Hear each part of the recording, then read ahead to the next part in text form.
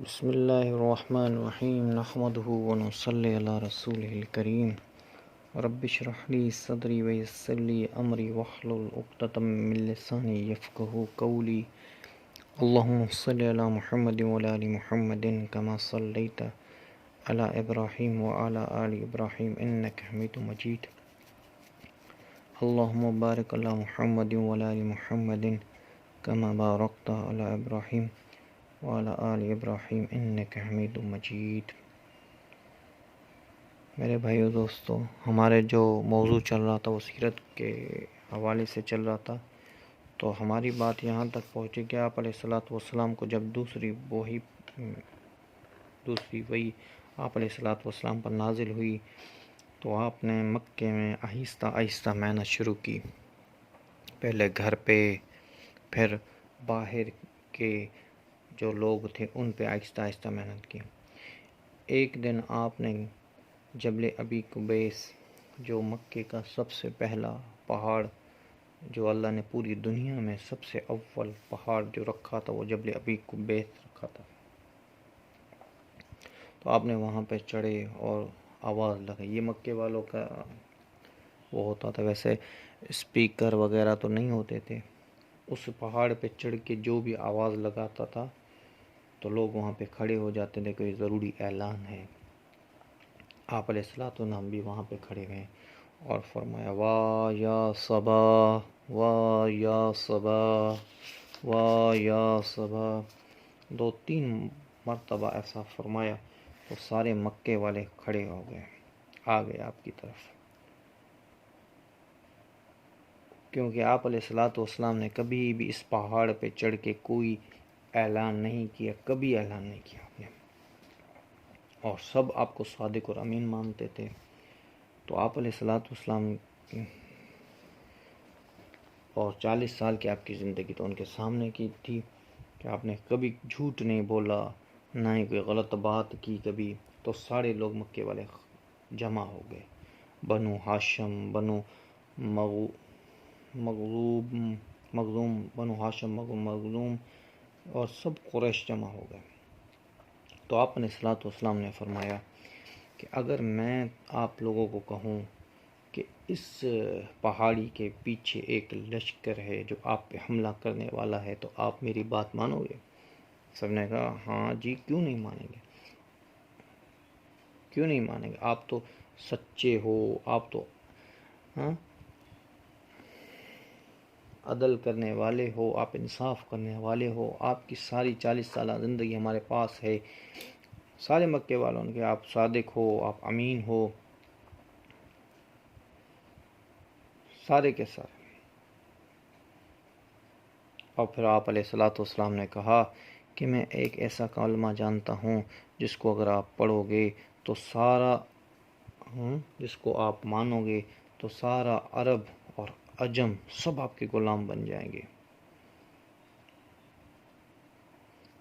تو انہوں نے کہا علمنا یا محمد، علمنا یا محمد، جلدی کرے محمد صلی اللہ علیہ وسلم، آپ ہمیں سکھائیں، جلدی کرے اے محمد صلی اللہ علیہ وسلم، آپ ہمیں سکھائیں۔ تو آپ علیہ الصلوۃ والسلام نے کہا قولوا لا الہ الا اللہ تفلحون، کہ کہہ دو نہیں ہے معبود سوائے ایک اللہ کے، اس کے سوا کوئی معبود، اور تم کامیاب ہو جاؤ گے۔ اور بہت ہی مکے والے جو لوگ تھے وہ بہت ہی گرم ہو گئے اور ان کو اتنا غصہ چڑھا، کیونکہ اس کلمے کا جو ہم اور آپ تو اتنا عربی نہیں جانتے، پر مکے والے تو عربی جانتے تھے نا، ان کی تو زبان تھی کہ ان سارے بتوں کی عبادت چھوڑ دو، ان سارے بتوں سے نہیں ہوتا، ایک اللہ سے ہوتا ہے، اس پہ آ جاؤ۔ تو انہوں نے کہا کہ 360 بتوں کو چھوڑ کے، اس لیے فرمایا کہ توحید جو ہے، توحید بڑی طاقت والی چیز ہے، توحید، اور یہ بڑی مضبوط بات ہے، اگر کسی کے اندر توحید آ جائے بڑی مضبوط بات ہے، اللہ سے ہونے کا یقین آ جائے۔ تو وہ بڑے گرم ہوئے، اور سب سے پہلے ابو لہب جو تھا آپ علیہ الصلوۃ والسلام کا چاچا تھا، اس نے آپ کی شان میں گستاخی کی، اس کی کنیت تھی ابو لہب، اس کی کنیت تھی، اصل میں اس کا نام تھا عبد العزا تھا اس کا نام، اور عبد العزا کو ابو لہب کیوں کہ لہب کہتے ہیں انگاروں کو، انگاروں کا باپ، کیونکہ اس کے رخسار جو تھے، غال جو تھے، وہ ایسے چمکتے تھے جیسے انگارے ہوتے ہیں نا، ویسے چمکتے تھے، اس لیے اس کو ابو لہب کہا گیا۔ اور اس بدبخت نے سب سے پہلے آپ علیہ الصلوۃ والسلام کی گستاخی کی کہ اے محمد، نعوذ باللہ آپ کے ہاتھ ٹوٹے کہ آپ نے ہمیں اس بات کے لیے جمع کیا ہے، نعوذ باللہ، نعوذ باللہ۔ اے لوگوں چھوڑو ان کی بات کو، چلو اپنے اپنے کاموں پہ، اے لوگوں چھوڑو اس کی بات کو، چلو اپنے اپنے کاموں پہ۔ تو اللہ جل شانہ کو یہ گستاخی پسند نہ آئی، اللہ جل شانہ نے قرآن میں سورت نازل کر دی، تبت یدا ابی لہب وتب ما اغنی عنہ مالہ وما کسب سیصلی نارا ذات لہب وامرأتہ حمالۃ الحطب فی جیدہا حبل من مسد۔ اے میرے مدنی، اللہ جل اے ابو لہب، ہاتھ تو تیرے ٹوٹے دونوں اور تو خود ہلاک ہو جائے، اور نہ فائدہ دیا اس کو اس کے مال نے، اس کے مال، اور یہ ضرور داخل ہوگا جہنم میں، جس کا مفہوم یہ ضرور داخل ہوگا جہنم کی آگ میں، انگاروں والی آگ میں، لہب والی آگ میں داخل ہوگا، اور اس کے ساتھ اس کی بیوی بھی جو لکڑیاں اٹھاتی تھی، اس کے ساتھ کی بیوی جو لکڑیاں اٹھاتی تھی، وزن اٹھاتی تھی، اور ان کے ساتھ وہ جہنم میں ہوں گے، اور جہنم کی جو رسی ہوگی وہ بھی کھلی ہوئی ہوگی، ان کے کندھوں میں ہوگی، گلے میں ہوگی۔ تو یہ کچھ مفہوم ہے۔ تو میرے بھائی، اب کفار مکہ جو تھے وہ آ گئے آپ علیہ الصلوۃ والسلام کے مقابلے میں، وہ دیکھ رہے تھے کہ روزانی فلاں مسلمان ہو گیا، فلاں مسلمان ہو گیا، ابو بکر مسلمان ہو گیا، پہلے تو گھر کی بات تھی، اب تو باہر کی بات ہوگی، ابو بکر مسلمان ہو گیا، فلاں مسلمان ہو گیا، فلاں غلام مسلمان ہو گیا، طلحہ مسلمان ہو گیا، زبیر مسلمان ہو گیا، زید رضی اللہ تعالیٰ عنہ مسلمان ہو گئے۔ تو یہ ساری باتیں جو تھیں وہ ان کے پاس آ گئی۔ تو حدیث پاک میں آتا ہے، جو ابو جہل تھا نا، ابو جہل، اس کو لوگ کہتے تھے ابو الحکم، ابو الحکم مطلب فیصلوں کا باپ تھا یہ، اصل میں اس کا نام جو تھا، یہ تو ان کی نام اور کنیت، اور پھر اللہ کے رسول نے کہا ابو جہل تو جاہلوں کا ابا ہے، باپ ہے جاہلوں کا۔ اس کا نام تھا عمر ابن حشام، عمر ابن حشام نام تھا اس کا، عمر ابن حشام نام تھا اس کا۔ تو ایک بار نبی پاک صلی اللہ علیہ وسلم طواف کر رہے تھے، تو چاروں کونوں پہ تھا یہ بیٹھے ہوئے تھے، طواف کے نا ان کے چاروں جو کونے ہوتے تھے ان پہ یہ بیٹھے ہوئے، اور بار بار نبی پاک صلی اللہ علیہ وسلم کی شان میں گستاخی کرتے، الٹا سیدھا کہتے، اور آپ علیہ الصلوۃ والسلام چپ کر کے سنتے رہے، کیونکہ آپ علیہ الصلوۃ والسلام تو ہمت کے پہاڑ تھے اور رحمت للعالمین تھے، کبھی آپ نے کسی دشمن کے لیے کوئی گندی بات نہیں فرمائی یا بد دعا نہیں نکالی، کبھی بھی نہیں۔ تو اللہ جل شانہ نے، آپ نے فرمایا، اللہ جل شانہ نے مجھے رحمت بنا کر بھیجا ہے، اللہ جل شانہ نے مجھے رحمت للعالمین بنا کے بھیجا ہے۔ تو ابو جہل نے کیا کیا،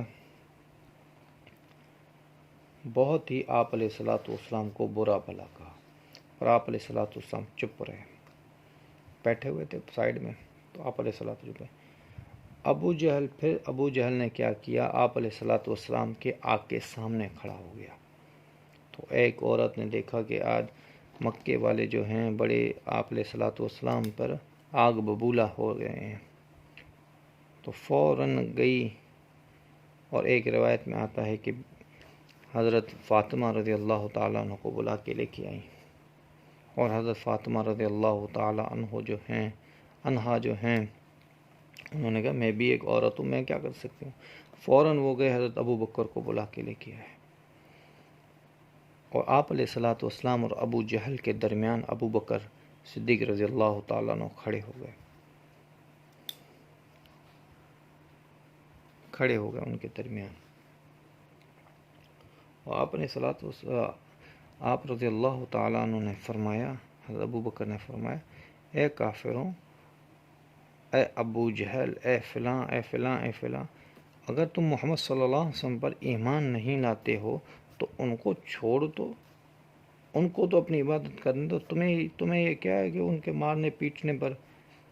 آ گئے ہو، ان کو چھوڑ دو، ان کو اپنی عبادت کرنے دو اگر تم ایمان نہیں لاتے. یہ اللہ کے رسول ہیں. فرمایا بعض روایتوں میں آتا ہے کہ انہوں نے حضرت ابو بکر صدیق رضی اللہ تعالیٰ عنہ کو بھی بہت مارا، اور پھر ان نبی پاک صلی اللہ علیہ وسلم پر بھی حملہ کیا.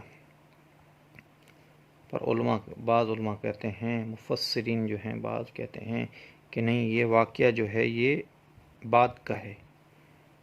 اس ٹائم کیا ہوا، اس ٹائم کا واقعہ نہیں، یہ بات کا واقعہ ہے.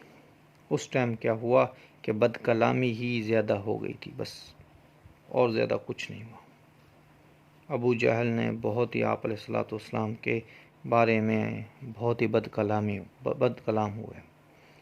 تو اس عورت گئی اور فوراً جا کے اس عورت نے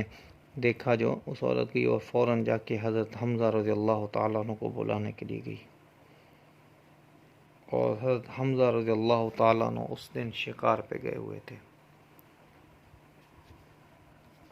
تو حضرت حمزہ رضی اللہ تعالیٰ عنہ کو جب یہ بات پتہ چلی کہ آپ علیہ الصلوۃ والسلام کو